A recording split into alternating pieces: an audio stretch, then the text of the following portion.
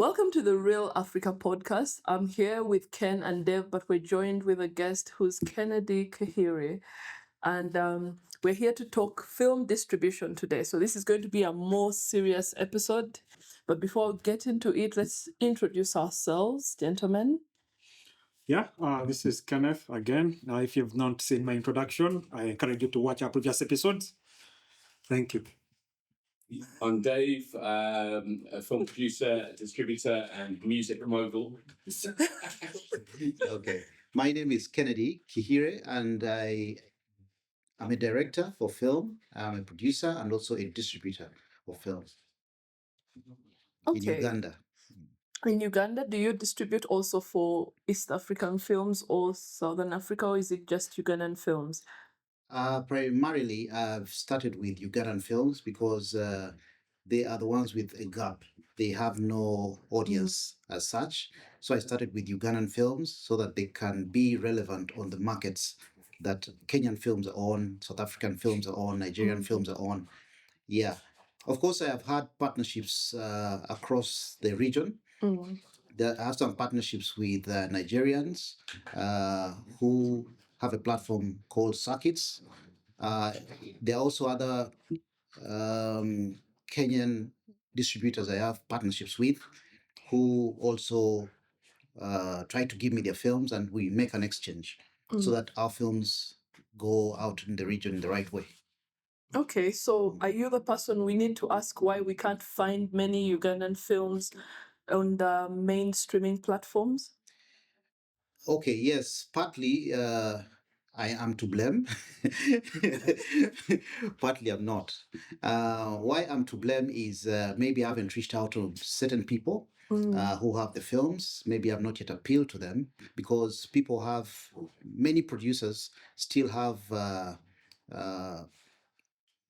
problems in the past with previous distributors who came and promised them heaven on earth. And so right now they are still hesitant about giving films to the new distributors that are coming on because we all have different intentions.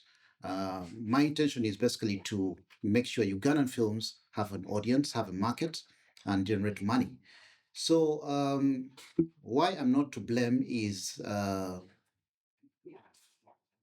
it's a choice of a producer to put the film out on the market. Yeah. So once they make that decision, then we can get to know. Because I've approached very many producers who have said, no, maybe the film is in post-production, I'm not yet ready, I've not yet got the requirements. So that is still on them. But as long as I have the film and it's within my catalog, I'm responsible for it.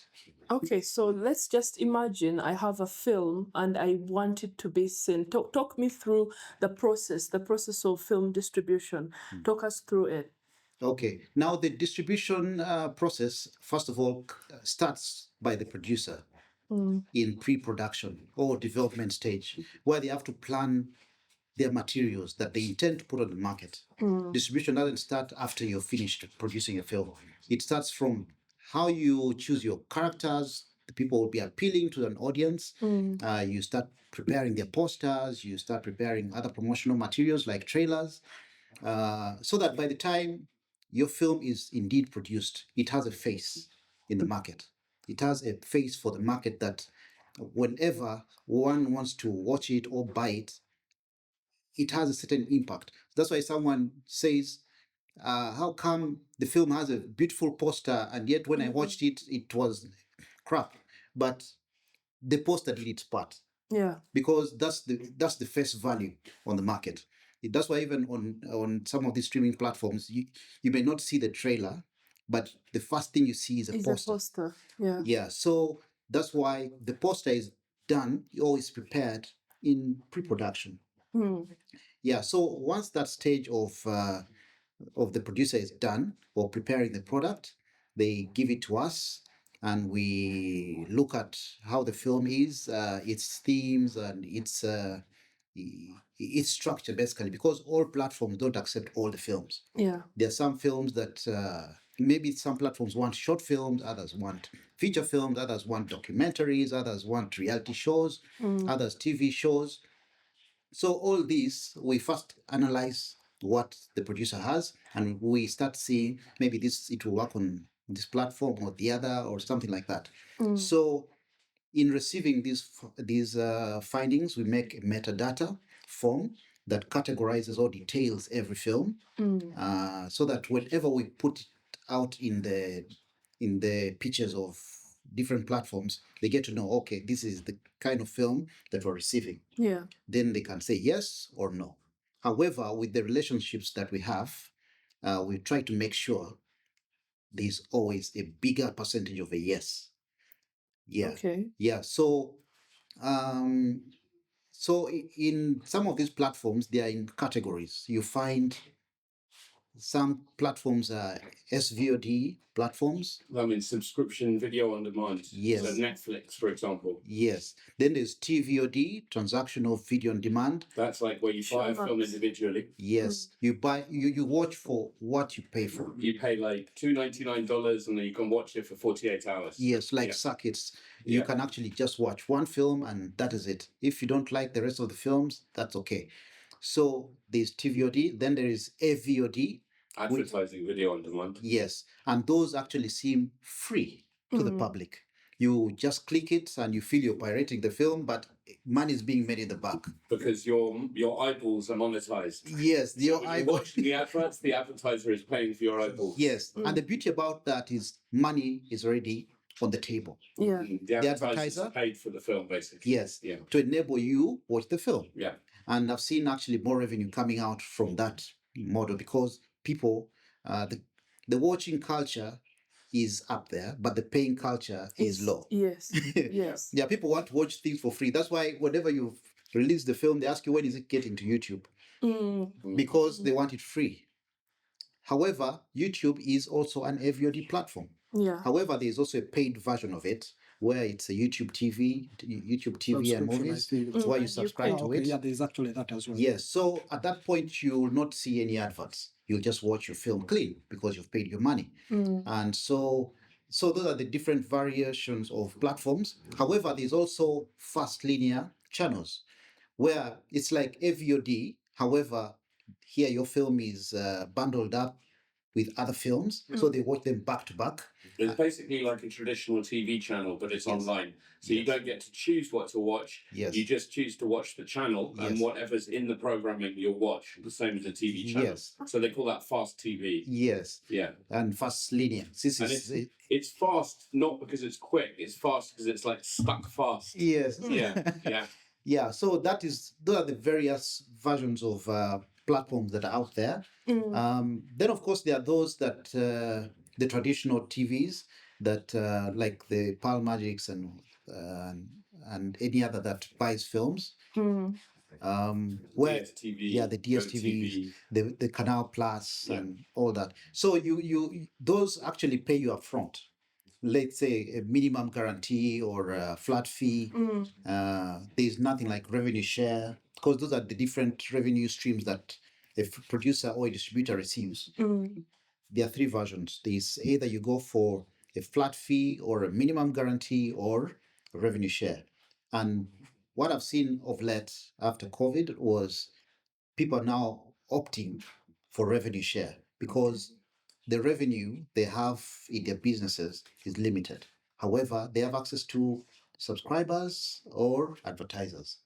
So they don't want to carry that whole load of investing too much into taking on the films. When you say they, you mean the channels? The channels, yes. Yeah. So at that point, they want to limit their losses. And so they want to share it with you so that you see the journey, you carry on the journey with them. Yeah. So, yeah, I think I've exhausted some of these things, Yes, unless there is something. You've covered a lot. Now, what is the most preferred option? Because you've given us quite a few. You've given us like 4. Which option are you seeing most movie creators or movie producers going towards? Of course, any producer, their wish is to get money up front. Anyone would dream of getting all the money they invested in immediately. However, there are 2 elements. Some have old films, but they want to be paid the money they pay. You just imagine someone gives you a movie of 2016 or 2012 and they want the full amount of their production value. Yeah. That's a lot of time that the film has been on the shelf, and even the market will decide or say, oh no, we are going to put this just in our catalog for maybe any viewer to watch it, but they prefer 2025. Yeah. Yeah. So us creating that option of, instead of your film being on the hard drive, doing nothing, or even having a risk of being corrupted and you Rotting lose away. it. Let's have these films watched and these stories told. I mean, watched by any other person and monetized. Yeah.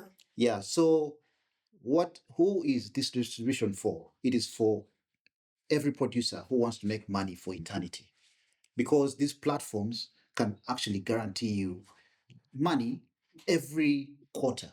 So I think her question was like, you were asking Joni to more or less, what do filmmakers prefer?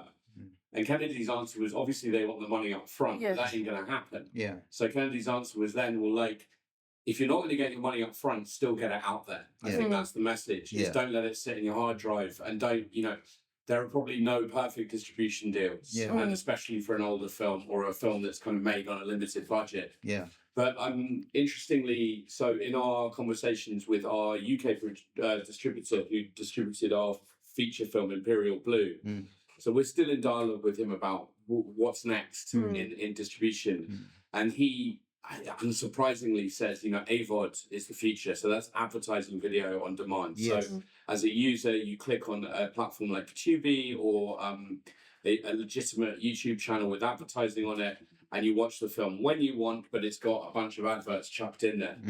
And the reason he says that's the future is, as you said, people don't want to pay for content. They just want to switch on, they're broke, or they already have YouTube like embedded on their smart TV. Yes. So it's just a click away. Yeah. So that makes perfect sense. Now, the major objection to that is the revenue from AVOD feels quite low.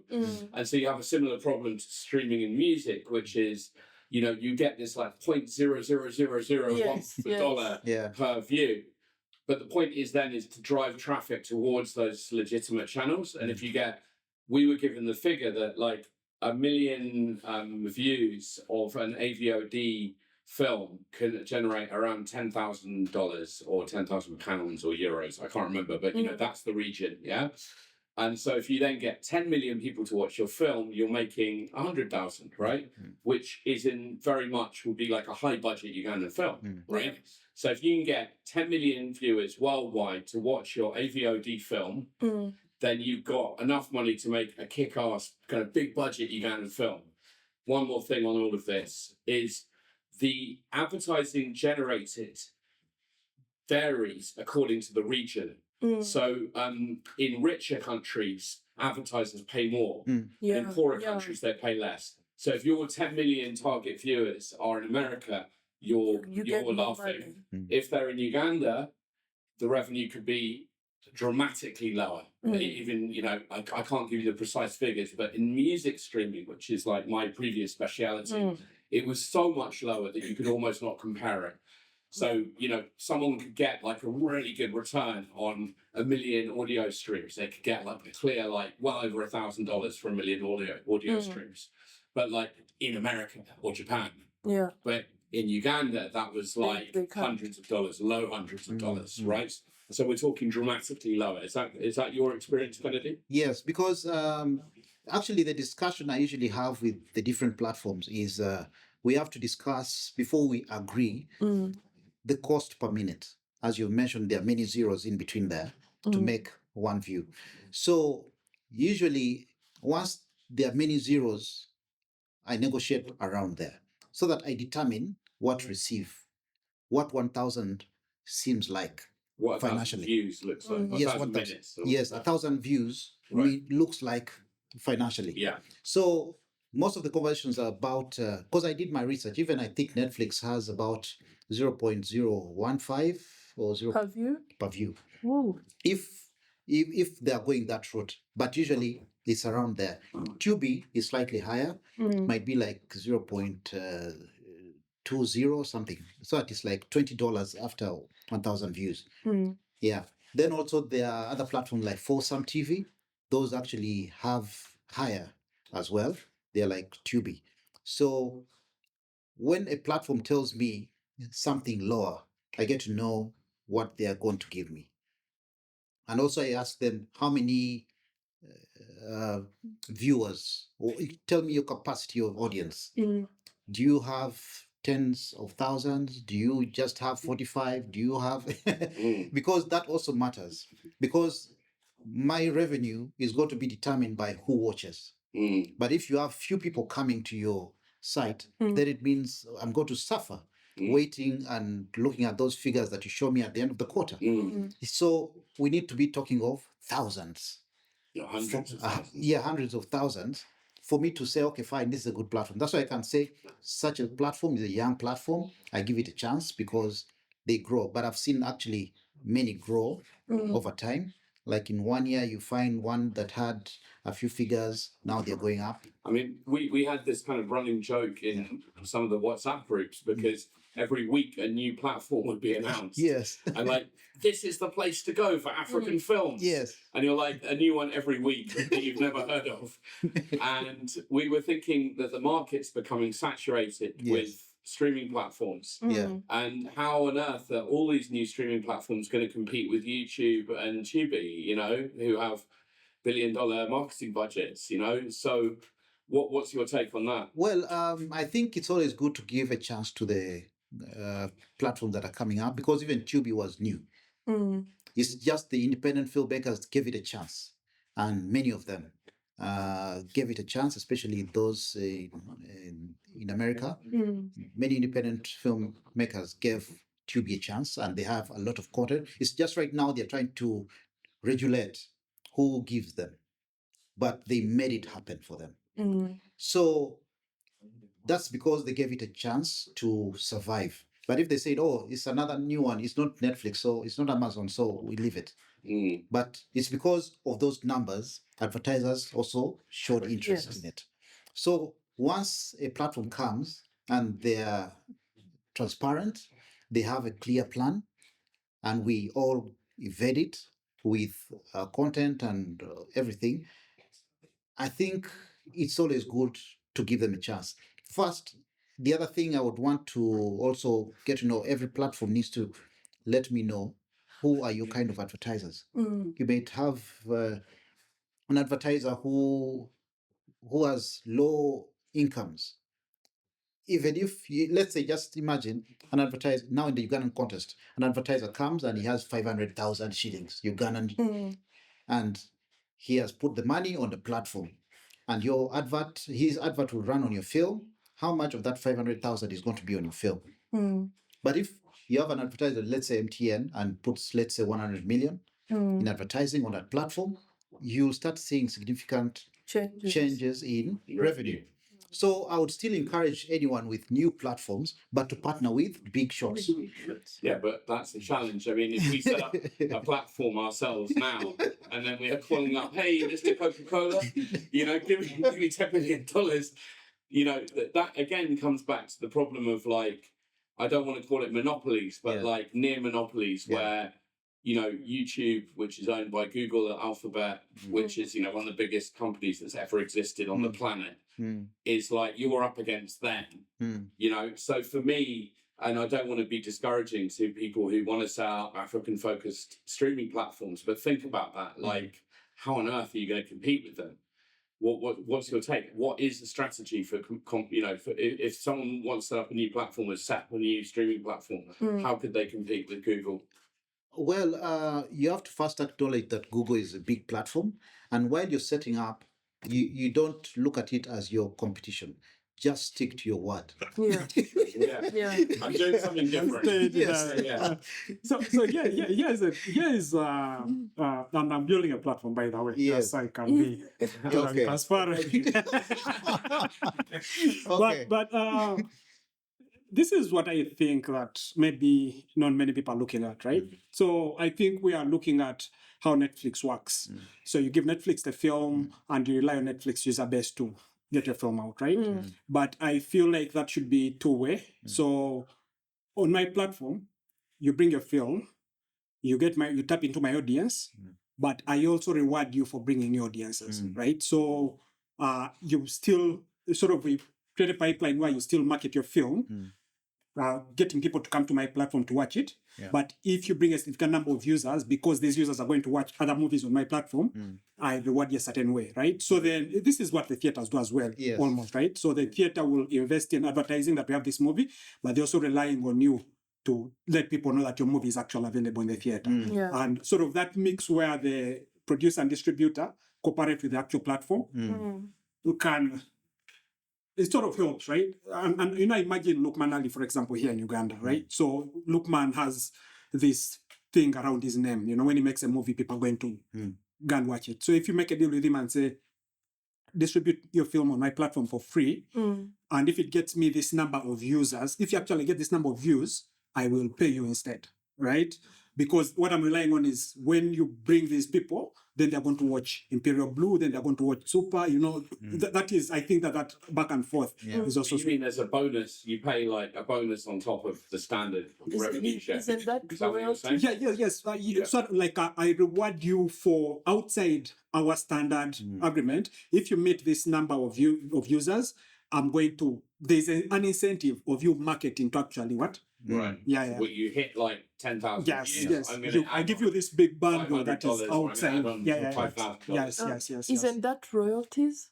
Because I understand they still films, people get royalties from these films. Isn't that the same structure? Royalties are just revenue, actually. It's like, Yes, another word for that comes after. Okay, for no, some the actual is money. negotiated. So this is what I'm thinking, right? So if you bring your film on my platform, so for example, everything Kennedy has said, I have MTN. MTN is the advertising for this much per this view, blah blah blah, and then we talk and say, this is what, when you're signing that contract, this is what you'll get, right? But since you also have a big name outside the platform, perhaps your name is bigger than the platform. We talk. I tell you, if you can actually invest some effort in getting people to watch your film from here, or if you can actually choose to remove your film from elsewhere so people can only come here, I give you a bundle or I give you a share. Okay, that is what you're describing is exclusivity and non-exclusivity. Because if I have to remove my film from other platforms, it means you want it exclusive to you. So there are also deals in that line. But it means there's a minimum guarantee that is going to be paid or a flat fee. Because just imagine, much as the revenues that will be coming from these other platforms may not be significantly up there, but they add up. Just imagine you have $10 on each platform, and maybe you have about 20 platforms where your film is airing. Somehow, at the end of the quarter, you have something. So one platform may not give you everything, but once you have it non-exclusively on all these other platforms, that's adding more value to your pocket, and also your film is being seen elsewhere. But if you have it in just one place, maybe it has just been paid for exclusivity, and maybe also you are not comfortable. You are not satisfied with the amount you are given. As a producer, you'll not be so content. There is an issue with the exclusivity. We signed an exclusive for our feature Imperial Blue with Amazon Prime. So for the first few years in Africa, you could only watch it on Amazon Prime. So it was in the territory of Africa, which they count as one territory, only goes to Amazon Prime. Now, obviously, we were delighted because they gave us an upfront payment that was much more than we were being offered by anyone else. And it was like, okay, great. But then you run into the problem, which is a lot of African viewers won't have access to Prime because you need a credit card, because an Amazon account needs to be set up, and maybe their smart TV isn't configured, or maybe they're watching on a phone that doesn't. You know what I mean? There's a number of reasons why exclusivity could freeze out a lot of viewers. So then it drives the viewers into piracy, and so they're then going to hunt for a free copy somewhere lurking on the internet. So I think, and we've all of us have experienced this frustration of like, I really want to watch this new series, but it's only on HBO. Yeah. I'm an international dude with a credit card, but I'm not going to get an HBO subscription, a Disney Plus subscription, a Netflix subscription, and now, we're going to pick one and stay with that at most. Yeah. And otherwise, we're running down to our pirate store, Yeah, then also the other thing is there's no satisfaction that beats your film being watched. Because our dream initially, as a filmmaker, my dream was I write my film, produce it, see it on a big screen. Yeah. At that point, the money was not an issue. It was let my film be there and people watch it, it entertains people. Yeah, of course, now when you look at it the business way, you're like, oh, okay, after it has been watched, What next? what next? Yeah. So it's the second film is where you start to think about money. Yes. That's saying, oh, but now it needs to make financial sense. So when that happens, you now need to start thinking in depth of how, whether you're going exclusive with different deals. But what I've really discovered is very few platforms will give you money up front. Yeah. They will start saying, oh, now if they give you money up front, they'll give it to you low. Yeah. So What's low in your experience? well, Like, you mean a worse value than your... yeah, because I've heard of some exclusive platform giving money, not even okay, Half of the not even one raising 1 million Ugandan shillings, but for What? 3 films. Which is like $200. You can imagine you ask for, let's say, three films, but you can't raise even 1 million shillings. What? And So- at that point, I said, okay, That's not a deal. that's Yeah. not a deal. What is that now? So it much as it sounds exclusive, and they're saying, oh, it is cash. Well, cash is how much you're giving me. Are you buying tomatoes? Are you buying what? But then let's look at why they made such a low offer. Yeah. And unfortunately, that leads into a kind of painful reality for a lot of Ugandan producers, Yes. which is Well, actually no one else has made anything even close to that. And they're scared of a revenue share because they don't, then, they're in the dark at that point. Like, I don't know how much my film's going to make. This guy's offering me, $250. Yeah. Maybe that's more than what I'm going to make in a year off streaming, and they might be right, and so you can understand. There's a lot of The desperation Yeah. first because there's been low incomes within the producers yeah. in Uganda. So whatever amount, because some of these people have responsibilities. You just imagine your kid has to go to school, you have a family to feed, Right. you have other things to do. So when a figure is mentioned, you start saying, oh, I think I can easily And also, pay. you're thinking pay for it's something. still online. Yeah. It's online. Anyone can access it. So Yes. I tick that box. Yeah, And this guy's offering me cash up front. yeah, And also, after that first payment, presumably I'm going to get a revenue share after that. So, Yes. yeah, all right. yeah. So, but still, that exclusivity will come with conditions. They might want it for 3 years. Mm. So they can't give you that money. Whoever pays their cash cannot just say, oh, I'm taking it for a few weeks. No, Mhm. they want for a long time. I ever signed a contract. That was my problem. I signed a contract for 5 years exclusive. No money up front. Mm. No money up front. No money up front. I didn't my know God. exactly. I learned the Can you hard name way. the platform? No, Okay. I'll leave Was it a them. big I'll one? leave them thrive. Was it a famous platform or? Very famous. Wow. So, no, but I think if you're looking at the behavior of the internet, right? Yeah. This model of let the platform figure out who's going to watch my film. Netflix has taken it. Like there is whatever we can do will not beat what Netflix is doing, right? And Netflix has a lake of money, right? Their pockets are bottomless. That's an assumption, though. It is not. It is an assumption. What they've done most is they've invested in advertising. They have invested in advertising, branding, And content. yes, and content. And because this is what They're planning to this- buy Warner this is- Bros. So this is the it reality. not- This is the reality.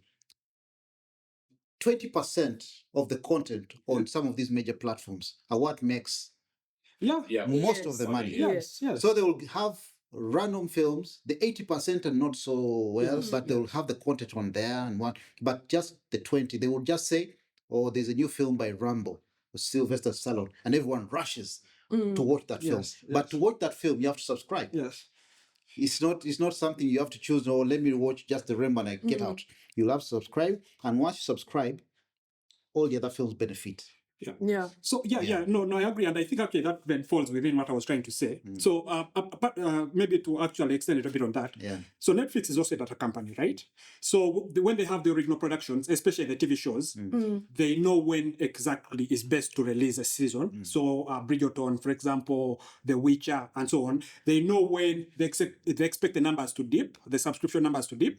So a show like that can raise them up, and for them, their metric is to show growth. So because they get money from raising it, they don't actually make money from profits or whatever, right? So as long as they can prove that they're growing, they are guaranteed to make money, and they can game that. They sort of have the mathematicians to game that for them, right? The thing is, what you're saying is, for you, if you put your film on Netflix, your family will watch it, only your family will watch it. And the thing is, with Netflix, you'll never know because they don't have like public numbers, right? The way I see out of that is if that goes back into the hands of the producer, right?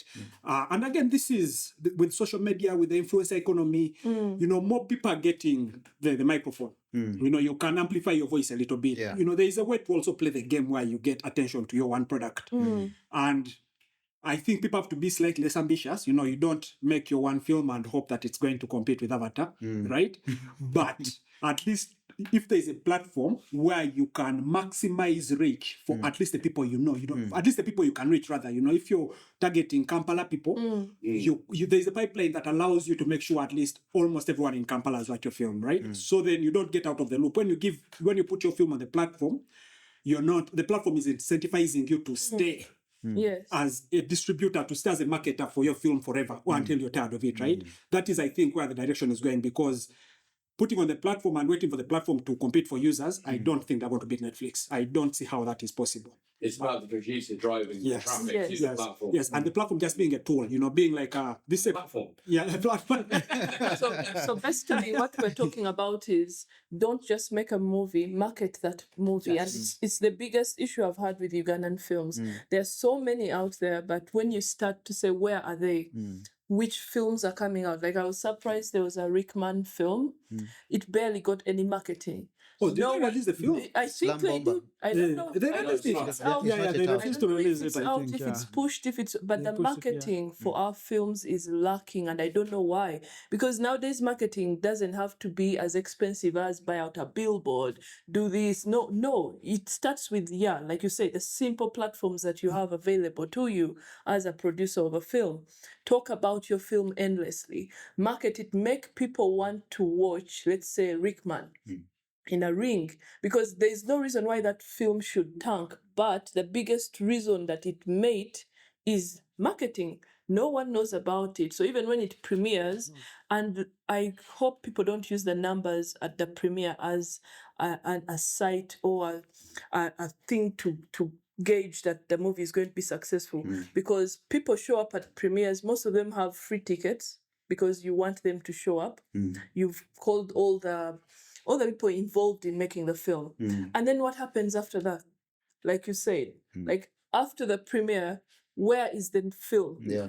Are actually Ugandans going to go to the cinemas to watch it, or are they going to watch it at that A lot of platform? them don't even run the film at the cinema after the premiere, which is, they see it as a risk. They might have to be paying for the hire of the hall. They have to come to a special deal with the cinema. These are all kind of things that make them nervous. And they're like, we can guarantee we're going to get a few hundred people to come to the premiere. But after that, and, this is where I always sort of think of the statistic that in Hollywood, half of your budget goes into marketing. Yes. And it's such a challenge because, it's so hard already to raise the money just to make the film. Then to edit the film, you're having a nightmare. You're borrowing, you're selling your car. Yes. And then you're told, all of that you just did, double it now. It And depends you're on like, marketing. oh God, let's just do the premiere and go back to our day jobs. You can see why. Right? Yes, I'm glad you guys mentioned that, because many times when a film hits onto a platform, some people feel it's a guarantee that now it's just going to make money. There's some platforms that actually are so good that they have so many viewers, and maybe it's self-marketing. Platforms like Foursome, I don't even have to market. The figures are just there. They even are proud of their numbers. They have about 75 million households in the US that visit it almost every day. So even if your film is so bad, You at will least have some. you'll, because there's a dashboard they created for me. At least you see a minimum of about 500 views on different films. So there is no way your film won't have an audience. That's why the numbers make sense on each platform. Can I ask, However, how much does 500 views translate to in financial terms, unfortunately? That makes sense. Yeah. okay, we'll get there when we see a report. But anyway, Yeah, no, but also that's the the thing other about thing- ambition, right? yes, Having 500 people watch your movie is not something to take for granted. Yeah, right? yeah. yes, Yeah. That's it. It's not It's going a to make lot. right? So Yeah, but it's not a sustainable it's, economy. of course, Yeah. business wise it's terrible, Yeah. but attention wise that's Because I'm wow. guessing that 500 views is going to be like under $5, right? Yeah, but at the end of it all, now you can imagine that's just me monitoring per day. Let's say once they make a quarterly report, that's after 3 months. Sure. The figures look good. Let's say about maybe 20,000 or 30,000. And then there's a total figure. For me, I'm always excited about the totals. I think that Then I start breaking down. So the difference is number of people versus money made per person, right? Yes. And I think so. 500 is small if you're looking at it from how much money am I making from it, Yeah. right? So that means the broken part is how do you monetize per person, right? Yeah. Not because for me as the filmmaker, if I get 1,000 people to watch my film, I'm very happy, right? Okay, well, look, imagine those 500 or those 1,000 people are paying to see your film either at the cinema or at a local screen in their hood or in a Bibanda, like a local, super local ghetto screen, right? Now, at the cinema, they're paying Ugandan shillings, like 20,000, whatever, which is like $5. Then in the public screens, it could be a revenue share. And it could translate into anything $1 to $5. And then in the very local screens, it could be like 20 cents up to $1, depending, right? Yeah. Now, my point here is that obviously within these local screens, and I'm not talking only about in Uganda, I'm talking about anywhere in the world. For me, this is why, as filmmakers, I really want us to get people back into the cinemas, into the public screens. 100%, yeah. So whether you're in Papua New Guinea or you're in Ireland or you're in Uganda, the dynamic for me remains the same. Let's get people back into cinemas. Why? Because, first of all, the gratification of 500 people sitting and watching it with each other, laughing, popcorn, beer. Yeah. Come on, guys. Different. Versus like Just a bunch of numbers on people, the screen. someone doing the ironing and half watching your movie with the sound off. Yeah. And then so financially and spiritually, those physical screenings for me are like infinitely more rewarding. And, we're going to be having this similar conversation, I think, in years to come. There is a comeback to screens. Yeah. Ugandan cinema audiences are up apparently to 30,000 a month. This is what we heard. We can't quite believe that, but apparently that's the figure. In Kenya, they're like stabilizing, but it's like not so good. And in Europe, they're going down. But here's the key point. Specialized audiences, I think, in certain areas are going up again, right? People are tired of just watching at home. So anyway, look, that's my sample. Yeah, no, And I there are think I many agree. people cutting the cord. So they're cutting the cord. They just only want to pay free stuff. I mean, for Yes. internet and everything else free. Yeah. So with that in mind, because of tough economies, people are switching to free stuff. Sure. Free streaming services. But still the appeal is once your film is on a platform, market it. Yes. Yeah. Market it, just market, even if the platform is also doing its part, also the distributor are doing their part, just market it. Because those figures actually make sense. There's a certain platform I was distributing to, and I just tried to watch almost all the films that I had distributed. I saw the figures going up. On the dashboard, I would just see the figures going up. Meaning, if other filmmakers did what I was doing, just watching, these filmmakers would be getting more money. You mean watch your own movies on the Yes, you just watch the Yes. film. So- Now, actually, that trick you said, watch the film, even the volume off, and do the other things. ironing. Try and do the ironing. Isn't that what It makes JC did sense. with Tidal? No, so that was for me the point I was coming to, right? Right. Is the reason the people online are so cheap Yeah. is because they can be faked, right? And I think you guys are using Jay-Z's thing, but there's a big conspiracy that this is what the Nigerians do to have their music on charts, right? I have And Tanzania. Oh, okay. Yeah. I didn't know about Tanzania. there are farms in Russia and in China. India. Yeah. That you come into a place like this and there are racks of like phones. People watching. Streaming stuff. No, not people watching. The phones are watching themselves.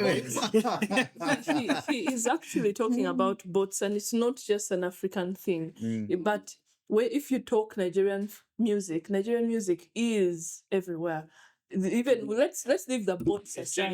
Let's give credit where credit is. Yes. I'm saying. Their music is everywhere. And the films. And the films are everywhere. I think it's about traction, drive traction. Because yes, you do not want to see 500 people and you start wondering, are those bots, are those real people?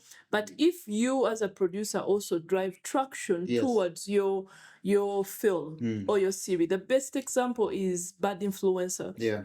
Bad Influencer is on Netflix, but just because the series was coming out, they did not keep quiet. They marketed that series brilliantly. South Africans and marketing. So by the time it premiered, everyone had a clue about Bad Influencer. So no one was shocked that it was among the top 10 series on Netflix. It shot up so high, and I know they're already thinking of season 2 and season 3. But the plot and the story is basic. But all they did was marketing. Same way marketing drove up adolescence. That's Netflix series. Marketing can't be ignored, because marketing will decide whether your series and movie is good or not. Same with Sinners. Sinners isn't actually a good film, unpopular opinion, but the marketing people on TikTok and wherever, they pushed that film that everyone had to go watch it. Because I don't go online. But I heard about Sinners. Sinners was a marketing. Marketing was like, if you're a black person, you have to watch this film. I think also it wasn't even about the plot. It was about the way it was made and the cinema wizardry. Yes. And a really banging trailer. Come on, But you see, all films have nice trailers, but it is, are you getting people to watch that trailer? Are you getting people to get interested in watching that film? So that's traction. And TikTok has made that easy, because if you look at, let's say, the top 10 music that's out right now, it's all dictated by TikTok. I was speaking to an artist last night, and he told me he released his album, but the only way his album can get success is if it is shared on TikTok, Instagram, and all these platforms. Like, someone has to listen to a song, use it in a reel. Like, that's now how they're marketing music. It doesn't even matter if the song sucks. If you can get people to shoot a reel and have your song playing in the background, and let's say 500,000 people do that, you're an instant success. Joshua Baraka. So same for movies. The traction can't be left to the distribution companies. It can't be left to just, okay, let me just hope that Ugandans will like my film. No. Let it start with you. Don't tire to talk about your film. Endlessly market it. Let it be everywhere. Get influencers. If you have to pay for it, yes, the marketing budget seems like, and I know they're accounting people underlook marketing. They will never understand it. It's like you can sit down and have a fight endlessly with an accountant about the marketing budget. But marketing makes money for the whole thing. Also, like you said this at the beginning about marketing budgets, which is like, actually we have tools now, TikTok, social media, that basically are very cost effective. They, you might have to pay the odd influencer here and there. But imagine you call all your most influencer mates and go, "Can you do this for me? Do me a favor?" But it's a lot of work. but then it's either you put in loads of money or you put in loads of work, preferably both. Yeah. But I always love this early pre-internet example of a film called Pi, which is like the symbol pi, mathematical symbol, and that they marketed that using the symbol. So the symbol was the title of the film. It was Darren Aronofsky's first film. Okay. You know who I mean? Yeah, he has Code Stealing. It came out this year. Have you watched it? No, so that's his latest. Yes, Yeah, that's his we're going to latest. review that for sure. Okay. So, one of the great new directors in America, and his first film, Pi, low budget, black and white movie, kind of crazy concept about this guy who goes mad trying to discover the secret of pi, and it unpacks loads of things, right? But the marketing they did was they planted the symbol. They planted the symbol all over like New York and other places where it was going to screen at festivals. Like they sprayed the pi symbol. Yeah. And so that people started seeing pi everywhere. Yeah. Right. And that was a free marketing strategy. I like that marketing is a big factor right now. However, I still want to insist on the story. Of course. Beautify, make your story strong. It's got to be a great film. Because it would be very easy even to market. Because if you've seen films like Unseen, okay, it's a series called Unseen, Yes. South African thing, it's very easy to watch. Like, even if someone doesn't tell you about it, even if just the first episode, it intrigues you to watch the next. So certain stories take you there. Even another film was the one for Tyler Perry, I think it's his latest, the one that had this lady struggling. But Beauty in Black. No, not Beauty in Black. Struggling, she had a rental. You know problem. that's like the Tyler Perry rule book. All his No, there's a new one. I just forgot its name. It was a whole debate all over social media one time, but it's because of the strength of that. Oh, Last Straw, Final Straw. Is Yes, it last Straw or is it Straw, something like Yes. that. Straw. That film, when you watch it, you feel it. Because those are But you've got to personal get people struggles. You have to get people to watch it to get those to feelings. get the story. Yeah, because 90% if of I the watch it, movies I watch, if I watch it, then I yeah. tell someone, "Oh, but have you watched this film?" This Word thing of is mouth, Yeah, basically. yes. But if no one's heard No, of it, I understand what Yeah, he's so saying. what do you guys think about I think I get it. influencers at casting? Yeah. Because if you casting. if you start by getting, like, when guys bring in their tapes, you first go on their X and their TikTok and Oh, see how yeah. many people they have. Oh. They don't have people you're like, no, I didn't like Oh your yeah, performance. someone told me, someone when I attended the Matatu Film Festival, I think I met one of the producers, and he told me that actually the best technique now for a film, if he was to release a film right now in Uganda, get a major influencer, Yeah. get Kasuku, let's say, to be one of the cast him. I think that's what they did Cast with, him, what? With even that if he's bomber not- thing. Yeah, even if he's not Doing an much, actor, a professional actor, get him in there. His following will watch that film in cinemas. I think I would And- say find a balance, because if you cast a whack actor in anything approaching a speaking role, you're going to regret it later. Trust me. That makes sense from marketing. In But from Uganda. But like from a production point of view, like you're going to end up in production hell, because, okay, I can give you a clear example from theatre. My brother was cast, my brother's a theatre actor in America, and he was cast in a production that had like an influencer casting one of the roles. And like, you know, when you're dealing with the diva, Yeah. in who doesn't come to the auditions, who doesn't learn their lines, and blah, blah, blah. So I would say find that balance. But yeah, I mean, they say in Hollywood, casting's king. Of Yes. course, people don't ask who made it; they ask who's They ask in it. who's in it. Yeah, and of course that's a brilliant suggestion you're making. But I would always caution: find a balance. Someone who's good to work with. They might not be a professional actor, but you can kind of train them on set, The give them a story smaller role, etc. is key. Because just imagine now when you've made your film in Uganda and you want it to make big on Tubi, Pluto, Plex, and all these Rokus. The thing is, even when they're asking for your poster, they'll not ask you to have names on the poster. They just want your artwork and the And title the of the film. synopsis, yeah. No, just the title. If your film is Straw, let it be Straw. Nothing else, not even a film by who and who. Because they want the audience to watch the film unbiased. So that, meaning, let your story be the king of this entertainment. So that's why once your film is so appealing, there's a certain film that I'm distributing, this time I have to say the name, like Monster-in-Law, it started making so much waves when it was on a certain platform because of the title. Yeah. It was close to the Jennifer Lopez title. Yes. So whenever someone, I think, would type Monster-in-Law, They would see it. they would see it. They would be like, oh, okay. Because I kept asking the platform, you guys, why is it having so many views and yet I'm not seeing the revenue as an equivalent? They say no. They first typed, they watched a bit, then they say no, it's not the one, then they left it. That's a good trick. That's a good trick.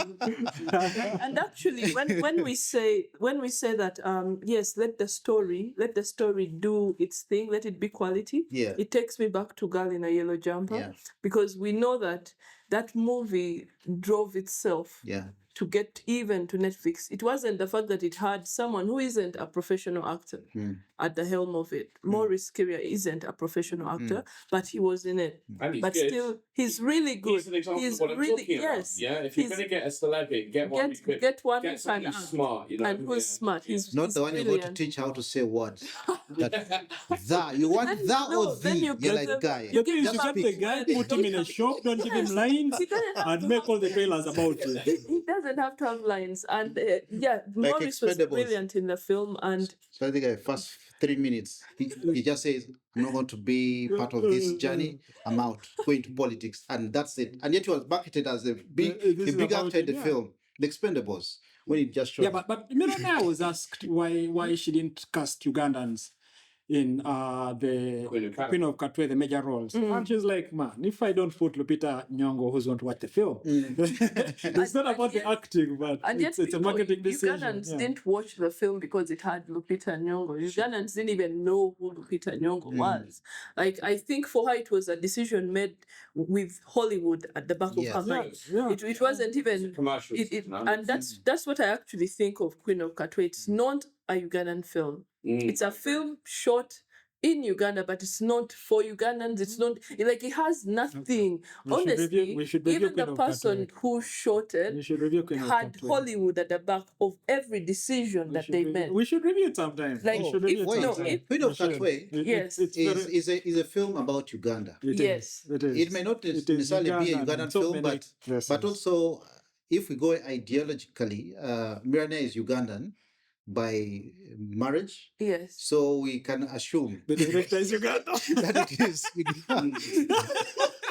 No, but it's Ugandan in so many ways. Besides just what I meant was the decisions that were made for that film and on that film, even how to cast it. Yeah, if we hate on Hollywood whitewashing characters, like what they did to the Egypt film.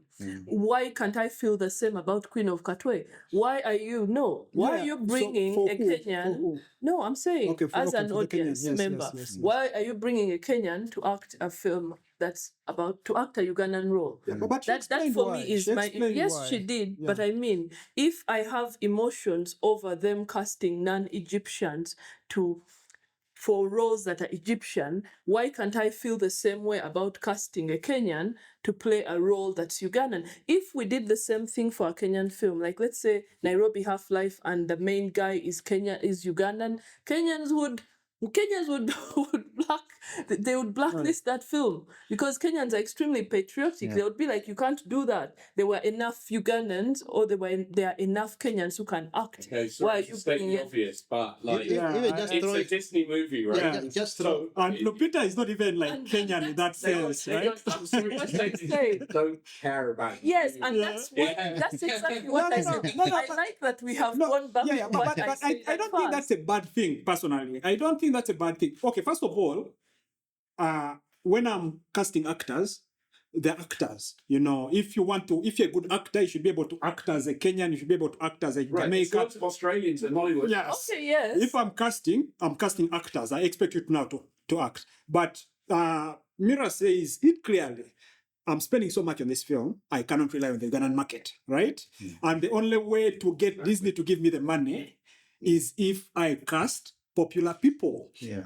That is very technical. The decision is very calculated. This is why I'm doing it. The rest of the cast is actually the other stuff she did for the interior scenes, shooting them in South Africa. She also said this was a budget thing. South Africa was giving me these film benefits and so on and so on. Yeah, and that's a conversation we should have had. That why isn't UCC giving the same, right? But at least for justifying the decisions, I cannot blame. I can't again make it an identity thing, even if I know commercially it wouldn't have made sense to have. We have very good actors. Even personally, when I was filming a film called New Intentions, I was basically looking for a young girl who needs to be adopted in a family, and very many. When I called for auditions, very many girls distanced themselves. Some even brought me their parents. Please talk to my mother. Me, I want to act, but my mother thinks different about this.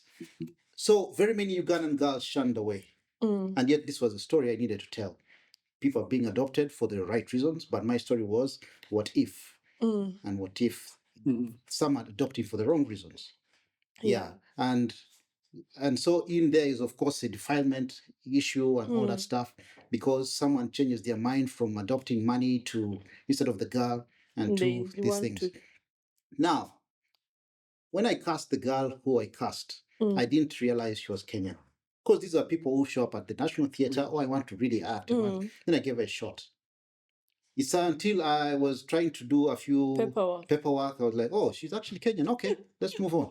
So you can imagine. Did you stay with her? Of course I did. Okay, that's cool. Yeah, she's the lead actress of the show. of the film. So you should cast Ugandans. The Ugandans are there, but you see, the most important, if you watch any Hollywood film, you realize that they don't only cast Americans. Yeah, they'll have many British. They'll have actors. Nigerian, they'll have British, because of one reason, because they're sensitive to the communities they live in. And the stories they tell are part of that community. So when I have to tell a Ugandan story, and I've seen a Sudanese there, and he can do my part, I put him there, because I know the community is full of Sudanese, Somalis, British people, it has Russians, it has whoever. If I can afford them, I'll put them there. First of all, it may seem like a small thing, but it will help me appeal to a certain audience out there. Because there's a certain film of mine that had a person having a British accent and another, he had married an American wife. It appealed to a certain audience in the UK. While everyone else here was saying, but this film it has too much English. The other side, it was a hot cake. That's over my dead body. So, but at the end of it all, I think when a producer decides to put whoever, those reasons, whatever reason they have is valid. Some are financial, some are situational. But some are not valid. but the issue of whitewashing roles, Hollywood is trying to solve it. They are trying to make strides in, like, if the role is a Somali, get a Somali. He doesn't have to be living in Somalia, but if he's maybe a resident of the US or something, yes, cast him for that. Do not cast. There is a film, I don't know if you've watched it, that has Robert Downey as a black man. Have you watched it? Yeah. Have you like honestly, the Hollywood is moving away from that. And But wait, that was mocking the Hollywood practice. yes, Okay. but if we are moving away from that, Robert, if you're watching, we love that. Also, we ran over our time, so we No, should I be know we concluding. have. Yeah. there's so many. I like that we started from one topic and now we have gone into many. No, we're not. So this is still is a distribution. distribution, But yes. this is why do we cast Why do we cast who we people cast? to sell Okay. the film? Still, you want quality, but you also want it to feel genuine. There is a way Ugandans talk, let's say, for example, there's a way Ugandans talk. If Lukman Ali had cast Kenyan in, let's say, Maurice Kiria's character, it would not have that draw that had us watching and knowing this guy is Ugandan, even the way he's talking. But imagine if he had a Kenyan accent. Imagine if the policeman said, "Look, man, should have cast a policeman." Ew. But you get what I'm saying. I'm glad You get what I'm saying. I'm glad you mentioned that, especially about the accents, because before I started distribution, there was an American distributor I contacted with my catalog of Ugandan films, and they told me our accents are too strong for the American audience. Yeah. And that was a problem to me because I said, should we now speak American accents so that we can appeal to the audience in America? Which was impossible. It was ridiculous. So the thing is, let's tell our authentic stories Yes. and do the distribution ourselves. And run the traction. Yeah, because his opinion was just him as a distributor, but the platforms never mentioned anything like that. Because when I started approaching the platforms individually as a distributor, nothing of such came up. It was, oh yes, oh, this is a beautiful film. I mean, this is a beautiful catalog. It's unique. We don't understand the accents, but we like Yeah, it. just all put for us subtitles, or if you can dub them, fine. Do we understand Nigerian accents? And like, I personally struggle with some of the thick Nigerian The vernacular, accent. Like, yeah, I the vernacular struggle sometimes it's struggle hard with to it. follow. I struggle with it, but their films are everywhere. They're popular. It's same with Indian. We were watching Indian films, and Oh, we most should of them review are not Indian even in film, but English. yeah. We would read the subtitles. So I think the accents, yes, they play a role, but if you stick and make it as genuine as it is, there will be someone all over the world who will like it. Like it, yes. Yes, quality is king, I think. The story Quality, is powerful. the story, but also marketing. Like now in the era that we're in, marketing is going, and it does, you know what hurts me is that a film doesn't actually have to be good to rise up to the top. Like it doesn't have to be Lots of good. crap You films can doing have well. you can have the worst film True. and it's well marketed. They've hired all these influencers, they have swayed you, and Marvel, Disney has understood that properly. There's one Like, thing I want they've to find. understood. I want to find common ground on Kennedy with. So you said something earlier that I sort of disagree with, which you said, you know, when I was trying to argue, look, you know, it's marketing. And by the way, I hate that. I hate the fact that people watch films because of marketing. I wish you were right. I wish people watched films because they had great stories. Yeah. So where I'm going to come down on a compromise, because I'm a diplomatic guy, is that I think where your strong story can come in is in the log line. So your log line is your like 1 or 2 sentence description that sits under, like if you're going onto a streaming platform or whatever, it says, you know, the film is called, you know, One Battle After Another. A gang of revolutionaries is chased by an implacable colonel to their destruction, right? And you're like, oh, okay, I quite like action movies and I quite like the idea of a revolutionary film set in America. I'll watch that, right? So I think you pitch your story in distribution through the log line. And as you said, I think quite cleverly earlier, also the story comes over in the poster because you kind of know what kind of film you're watching. I think that's obviously, and you almost opened talking about posters, didn't you? So where I'm going to find common ground with you is on that point. But what I would argue is that, man, you can have the greatest story in the world, and without good marketing, no one is going to hear about it. And the classic example of this is Mozart. You know, if Mozart had not had insanely ambitious parents, we wouldn't know who he is. You know, his music, he probably would have dwindled and become a 18th century mechanic or whatever. You know, it's like, so Isn't that different from? Okay, so I understand that. I think when it comes to like theater, right? If you don't market, people are not going to go to the theater, right? But so with the Netflix approach, where Netflix is not only collecting data about you, you know, so Netflix knows you here, for example, but because of that, rather, if I enjoy a film and Netflix knows we spent 4 hours in the same room together, then they're likely to recommend it. So it doesn't matter what the poster is.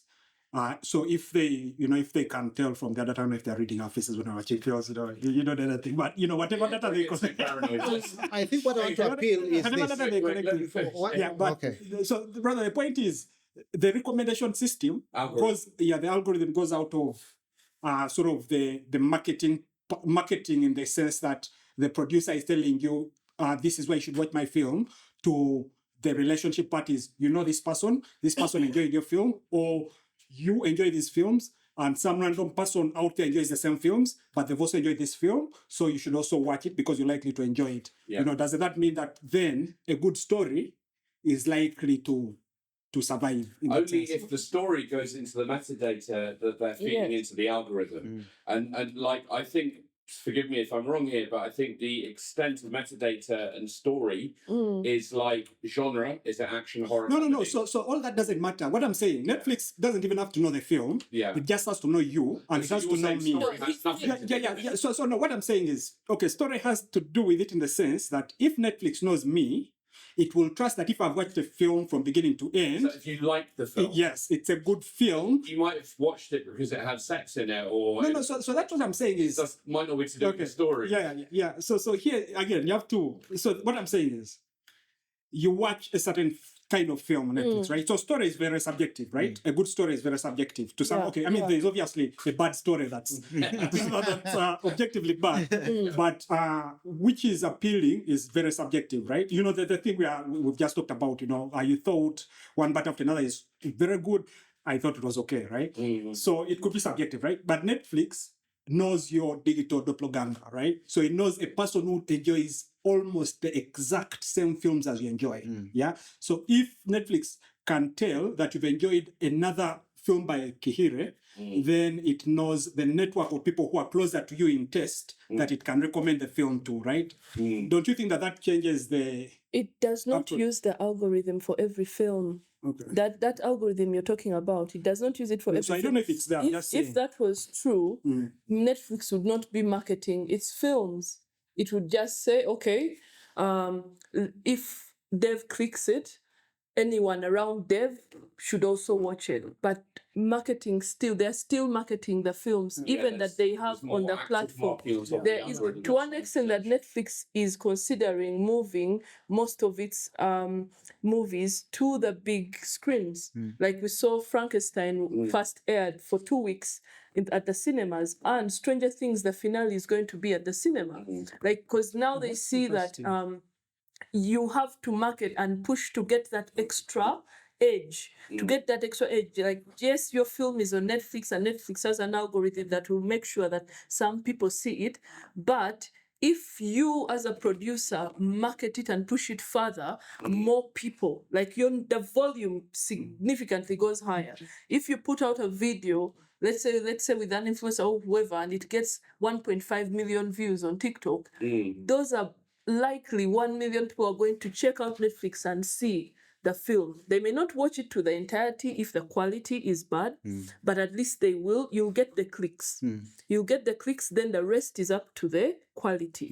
Like I said, you'll get the clicks. What we want the producers to do is push for the clicks. Push people to check out your film. Then if it's a good film, let them watch it up to the end and then talk about it on platforms like this. Let them recommend people to watch it.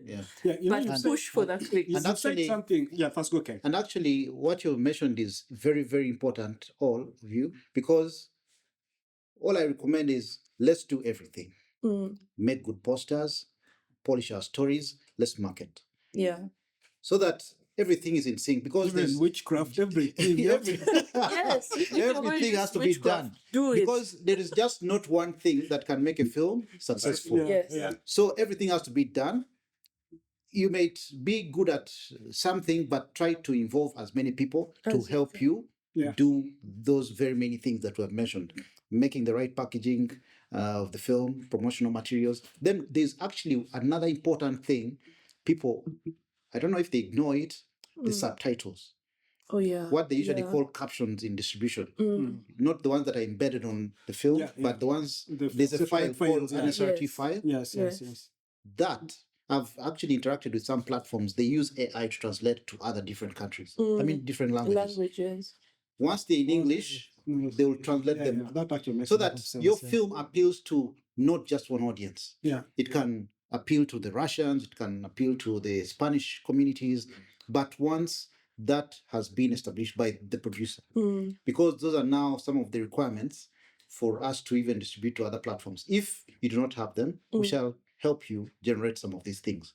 But again, it is up to the producer to make them so that our work is easy for your film to go on the platforms. Yeah, and you don't want AI to transcribe your film. You just because don't. you're going to end up with a very crazy script. I understand. Where there's that it's I a wanted big requirement for Netflix. If you don't have captions, Yes. and if you cannot, in fact, dubbing is a big dubbing is a very big thing that advantage, right? people ignore, but I think it separates your film from other films. Yeah. If you don't do it, it's Yeah, because if you want our films to go far, Yeah. those are the lead. That's the minimum you can You know, do for a in film. Germany, they watch a lot of dubbed films. Yeah. It's surprising in a way because we think of Germans as being very international people who probably speak English. But They they like don't, watching dubbed films, and it's I think Spain as well. And, you know, so big markets. Yeah, you know. even one of my favorite series, Money Heist. I Yeah. discovered it's not even in English, but I It's enjoyed not, it in English. yeah. It's not, is it? Yeah. Yeah. Yes, but I wanted to say one thing before the thought runs away about the study I read recently. A lot of Gen Zs are not posting on social media, right? So they go to social media mostly to view, and they're very suspicious that most of the content on social media is bots. So there's a lot of projections that live events could be the next big mass thing. Yes.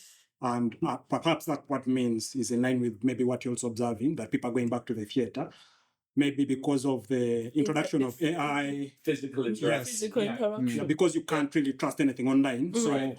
to feel that something is real is you go to the theater and It's, watch. it's not only suspicion, it's a want, it's a desire, it's a positive thing, right? Carry on. No. So I'm saying, yeah. So, okay, according to this study, the biggest reason is people are suspicious. The kids are suspicious that You'll be negative, I'll be positive. that when you're chatting, that when you're chatting Yeah. on social media, you don't know who you're chatting with, right? Totally. Yeah. So and so they choose to withdraw entirely, Yeah. but they keep scrolling. Apparently, they're still Yeah, scrolling. I've heard But this. chances are that that's going to go down as well, and that means sports. Going to the theater to watch movies, that's also something that can grow, and perhaps maybe your platform should also not just get people to look, but maybe to be able to buy tickets. Perhaps what Netflix is also doing, because that's actually where I thought came from. Yes. If you can watch the whole series on Netflix and then watch the finale in the theater, that's something. Think something about what interesting. we're doing right now. It's like we came together because we wanted to talk about film. Yeah. And like people were watching your channel, Journey Ticks. They want to see a human being like like interacting with the film. So yeah, I mean that's like hugely missing from the online, and I think that's something we need to bring back. Yeah. Then also one other thing is we have limited our creativity to just dramas. Yeah.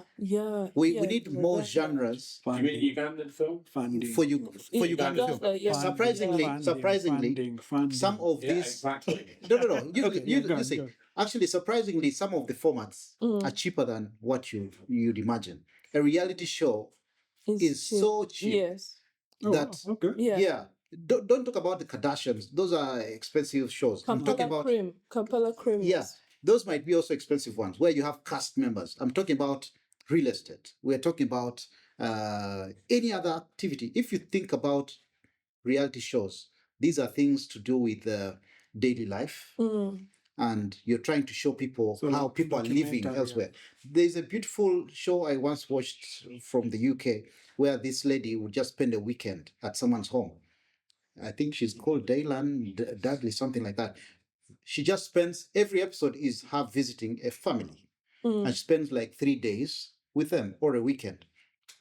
And these people she's visiting, some are, different people have different occupations.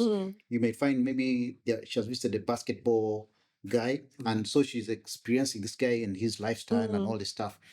So now that is just a category that if it's a format someone can create, but we are stuck with it has to be a drama, it has to be a what. Yeah, but look, I mean, okay, give me another example because you just described reality TV. Sorry, for me, is famously the cheapest form of TV to make. Yes. But let's stay within fiction film, and it could be a series, but I prefer to talk about feature films.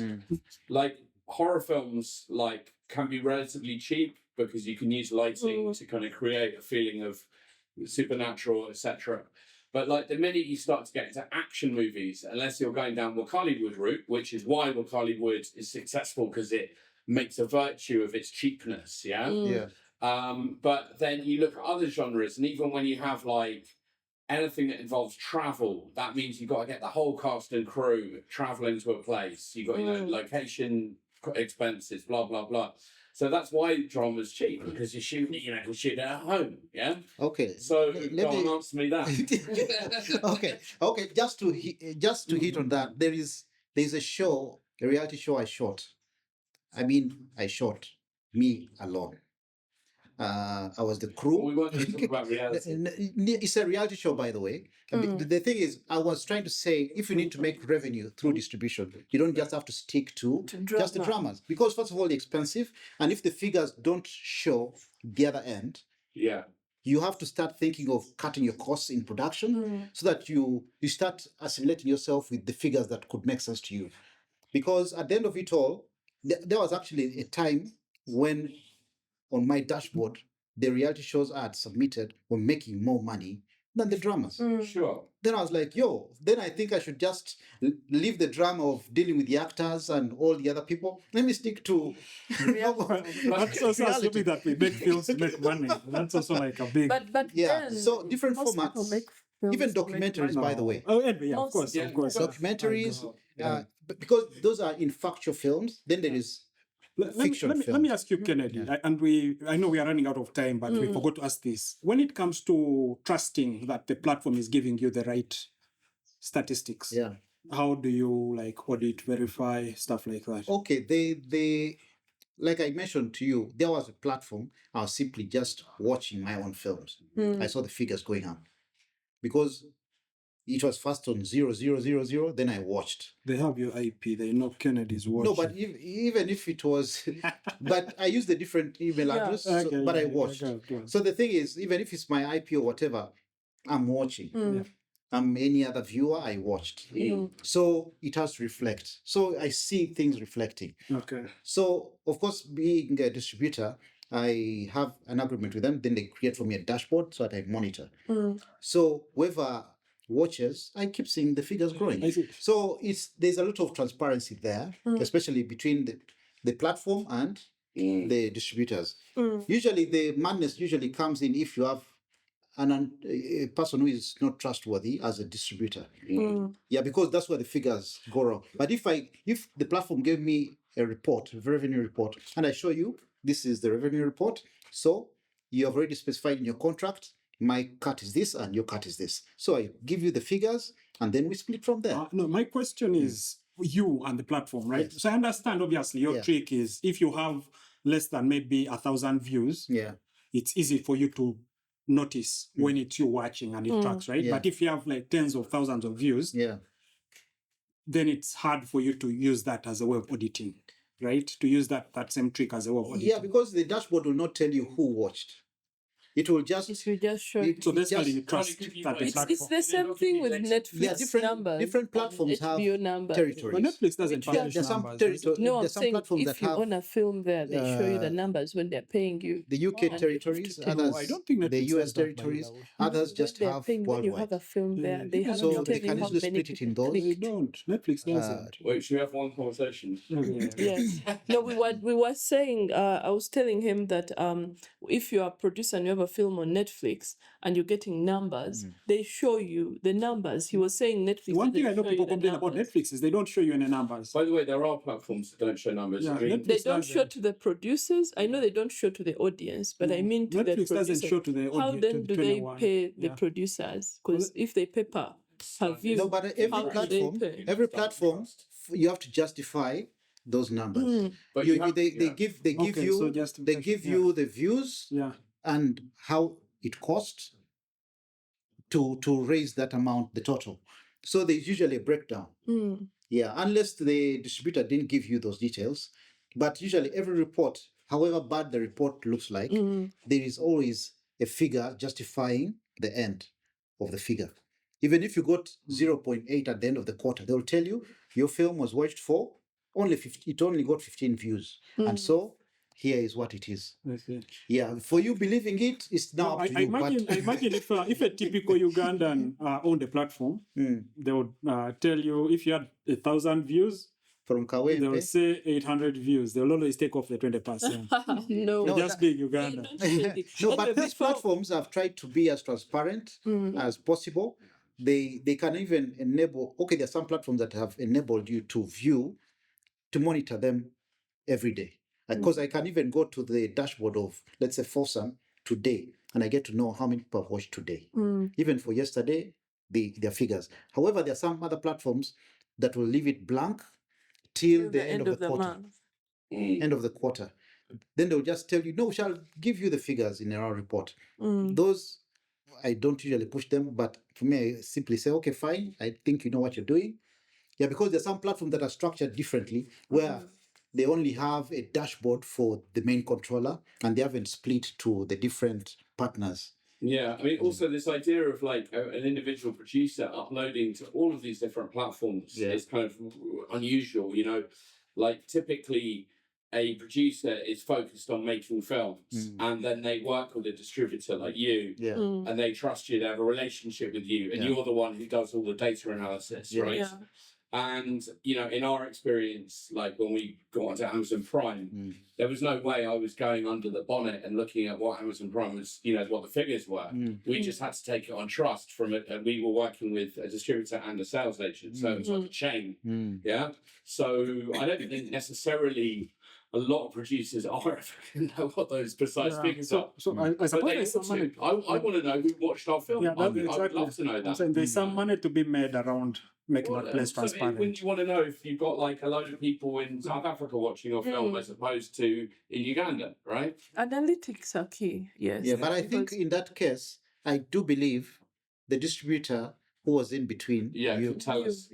Could know, because they whatever the platform owes it to the distributor. Okay, if you tried to get the distributor on the phone, like we tried to get them on the phone, they would not tell you. Well, I mean, just getting basic information out of them was hard enough. So yeah.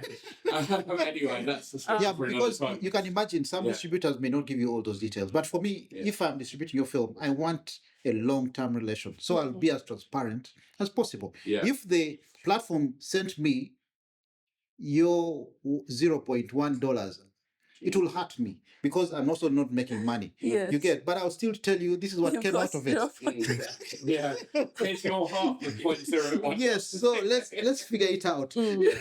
Anyway, before we close, Ken, do you mind telling us what your favorite African films are? Okay. In Uganda, or it can be Ugandan, it can be just African in general. There's a certain African film I once watched, but it's South African. It was, I think, shot in 1975. It's on Netflix. I even watched on Netflix. I've just forgotten its title. What's it about? It is about the apartheid, but it's having this guy who is trying to make ends meet. He's a street smart guy, and he's trying to make ends meet. He's a con man, but he's always smart. So he also has other things to do with politics. So when people are rioting, he's also there. And since he's a con man, he's easy to talk to people. So the police arrest him for many crimes, but now the police tries to use him to convince the people to stop crime. I mean, to stop rioting, because he knows his way around people. So I've just forgotten its title, but it's on Netflix. It's a beautiful one. Sounds like a documentary about Uganda. Once I remember the title, I'll definitely mention it at some point. But I enjoyed watching it. Do you have any other? There is, of course, a series called Unseen. Yes, I have seen it. It has popped up on my Netflix. Yes. I know that it's on Netflix. You should watch it. Don't even hesitate. Just watch it. It's a beautiful thing. I even wonder why they have only a few episodes, like 6 episodes per season. I'm like, you guys make more. And it's a simple story. A lady who she's a bartender. I think a cleaner. No, she's a janitor in a bar. But somehow she's having a husband who is in prison. And so she's linked to crimes. But what she simply says, I'm just cleaning, I'm trying to support my family. That's why I do all these kind of things. But every time the CCTV cameras show, she's trying to defend herself. Maybe someone is chasing her and somehow she either kills that person or something and she's on the run. So she's the head of too much crime and she's always running. Yeah. So they keep asking, why are you running if you're not a criminal? If you're innocent. She says, but I'm just a cleaner. Sort of like the capture. But it's beautiful. It's beautifully told and it's simple. And the simplicity of the character itself, Mm. a person you least expect to be in big crimes. She's not having big weapons, Mm. but she's taking out cartels. Okay. Yeah, she's big. Like she goes in a place and she's vulnerable there, and then at some point she has access to a pistol Mm. because she has been threatened, and she just maybe either creates a scenario where someone is shot in her face, and she has the evidence, but she did do it.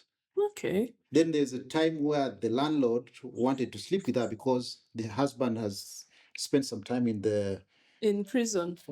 and so she's like, no, I can't do this. And somehow, once this guy tries his approach of the forceful way, I think she pushes him slightly and he falls off a certain empty building and he dies.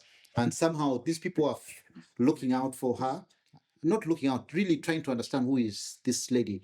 See a crime, she's part of the crime scene and all that. So it's beautiful. It's one of those that just keeps you thinking. And she has very interesting friends, a journalist who also speaks his mind, writing a novel and stuff like that. So it's beautiful. Okay, I'm going to search What for was it. the name of it? Unseen. We Yeah. shall, So I was just doing a quick search to try and find your South African have film. you found Yes. it? It's not called Mapantsula, is it? Yeah, that is it. Mapantsula. Yes, that is it. Okay. Guys, that was serious detective work. I was really dissecting the AI. Mapantsula, Mapantsula, an anti-apartheid gangster film Yes. that remains relevant for its depiction of life during the era. Oh, There we go. That is a beautiful Okay. story. Mapantsula. we are going to Okay, search that one for I'm it. also going to We are watch going it. to So, search for it. Yeah, and thank you so much, Kennedy. It's really been a pleasure to meet you. It's a Thank pleasure you. to meet you too. Thank Yeah. you for Yes. educating the masses on distribution. The Yeah. full masses. Yeah. Oh, thank you. It's a pleasure. Yeah. So that was it. We will catch you next time on the next episode of Real Africa Podcast.